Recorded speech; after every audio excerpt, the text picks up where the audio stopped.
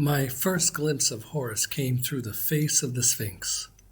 If we receive her as a lioness, and perhaps in ages before the younger Dryas, as bearing the head of a lion, then she may be contemplated as Hathor, the wife of Horus, the eternal mother and the bringer of life.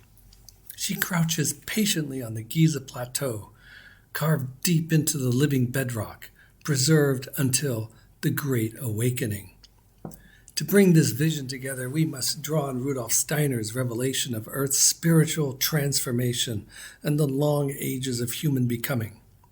Behind the Sphinx stand the three pyramids of Khufu, Khafre, and Menkaure, understood by Robert Schoch, John Anthony West, and Graham Hancock as earthly symbols of Orion's belt, the celestial form of Osiris. The Orion-Osiris connection comes from the Egyptian sacred astronomy, explained by Isha Schwaller's book, her Bach, where she writes, "Wisely did our masters liken Sa Orion to Osiris, because Orion's annual rising and disappearance mirrors the Osirian cycle of death, darkness, and rebirth."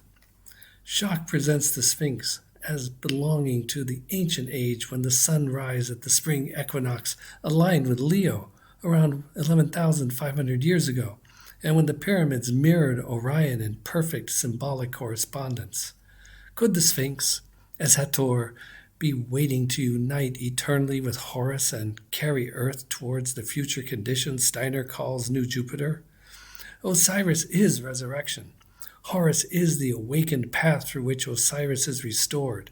In this symbolism, the deceased pharaoh becomes the dead Osiris, who rises again spiritualized as Horus. But after the Egypto-Chaldean age, when Steiner conceived of Christ consciousness being brought to humanity, isn't Pharaoh a representation of the intellectualized self? The transformed I carried out of Egypt and realized in the wilderness through Moses?